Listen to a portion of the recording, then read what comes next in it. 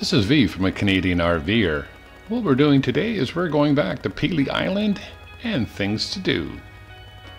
So we're now just getting ready to leave, and we're again on the Pelee Islander 2.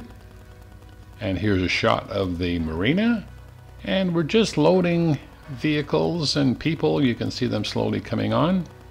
The vehicles will start loading very, very soon. So let's keep watching.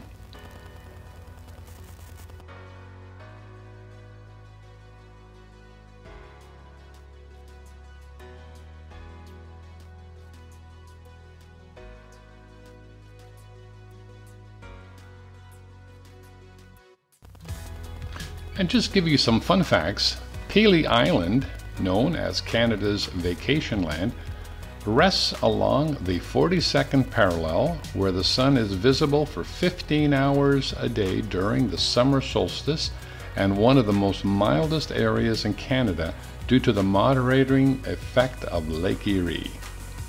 So here we are, we're pushing back, and we're already heading out across to Pelee Island.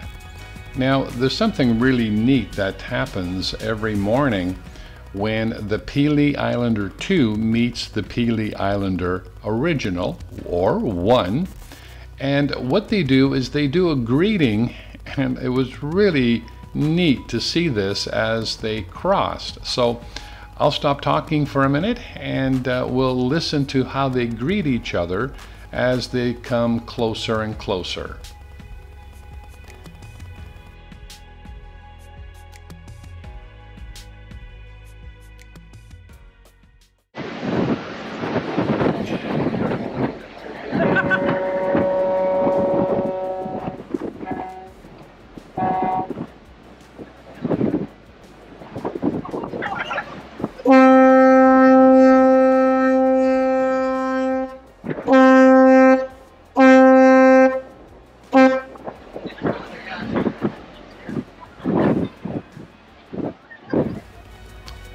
So here's a quick look at the back of the ship and its output of the wash from the two big diesel engines.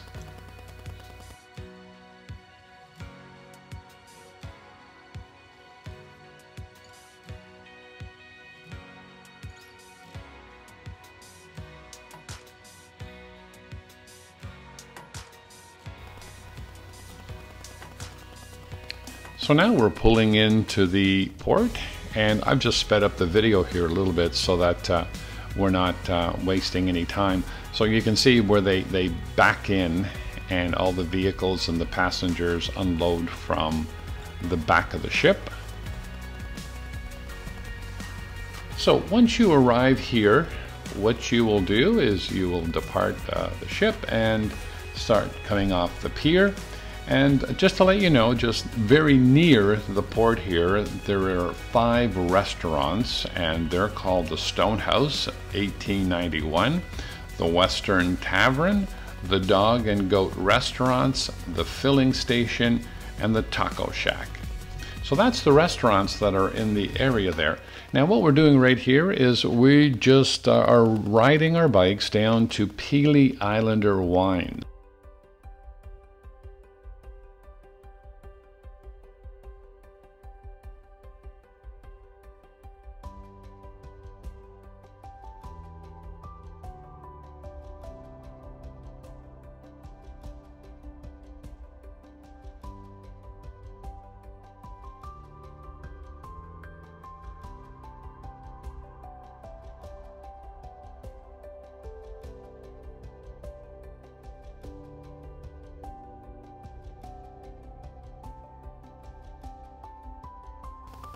So here we are coming up to the main entrance of Pelee Islander Wines, and you can see the grapes and the vineyards on both sides of this main entranceway. And we're just now going to be coming up to the main building, And what's really neat about this is they do have a restaurant here, and the way they do it is they'll give you a raw hamburger, and you can cook your own hamburger on their barbecues with all the fixins and the bun, and do it just the way you like it. So it's a really cool idea, and a lot of people partake in that. There's also wine tasting. You can purchase some wines here. And some fun facts is they have over 700 acres of vineyards.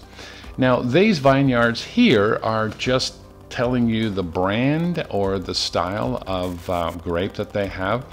And some really cool facts that I found out. The plants at the beginning of the vines are basically rose bushes. And why do they use rose bushes on every one of these vine lines? It's because if there's any kind of pesticides or bugs that will start eating the vines, they will attack the roses first. So once they attack the roses, the people that look after all the vineyards know they've got approximately 3 days to do something, either use some kind of pesticides or natural ways of getting rid of the bugs and pests. So that was really a cool fun fact, and that's the rose bush. Now, if you wanted to take the full trip around Pelee Island, all the way around the outside, the Great Lakes Waterfront Trail is about 30.3 kilometers or 18.8 miles all the way around. So you do want to ride a bike or car, but here's some nice views of Lake Erie, and there's a lot of walking paths and trails. Now, this is Fish Point. It looks very similar to the picture I've inserted at the top right. It's Pelee Point National Park. So you see they have the same characteristics. Now this area was very nice today to walk. It's approximately 1.6 kilometers or approximately 1 mile to walk down this path to Fish Point. So let's keep watching.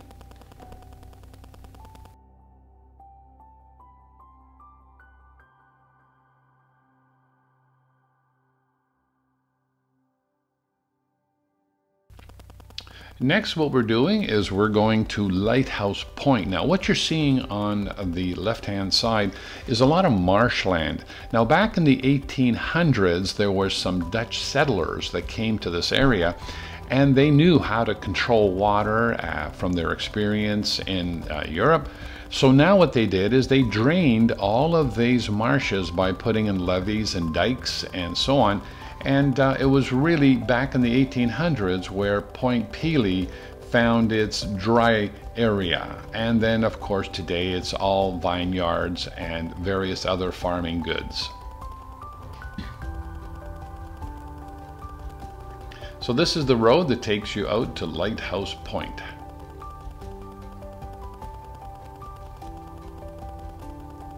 At the beginning of Lighthouse Point, you will either park your car or lock up your bike, and there's a boardwalk now that will take you out to the beach where Lighthouse Point really exists. But there's a walkway here that you're on wood, and you'll be crossing some marshland, which is really cool to see.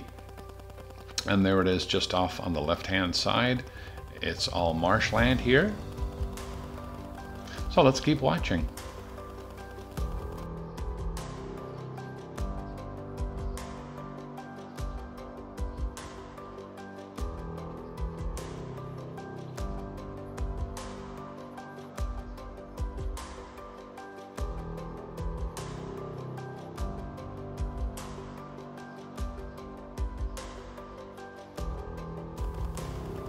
So here we are, almost at the beach as we clear this treed area.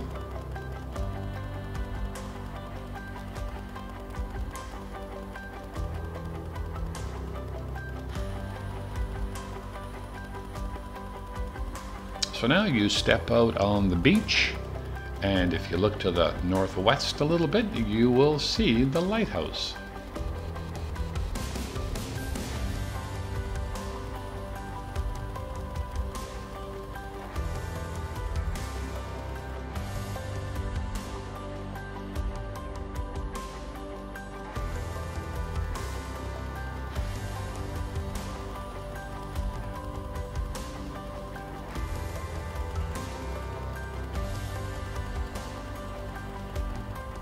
So there we are. The Pelee Islander Lighthouse was an original 1833 lighthouse that was once used to guide sailors through the rocky Pelee Passage. Lake Erie is full of shipwrecks. Pelee Passage alone contains the remains of at least 15 shipwrecks. And now what I'm doing is I'm using my drone for some aerial shots of the lighthouse. And you can see it's time dated.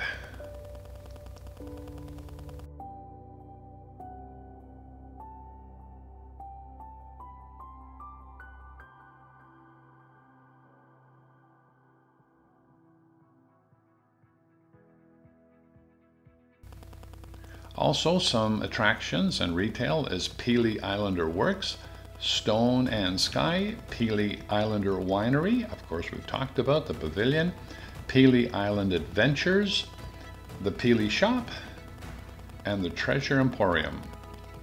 Now what we're doing is, well, we're pushing back off. We're done with Pelee Island for today, and we're now starting to head back to the mainland.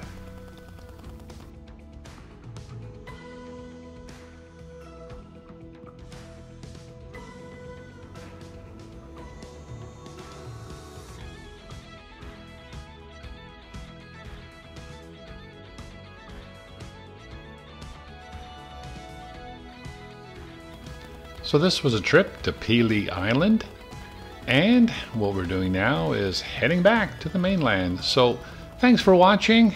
A few things you could do at Pelee Island, and this is the year 2022. Everything is back in business, and this is V from A Canadian RVer. Thanks for watching.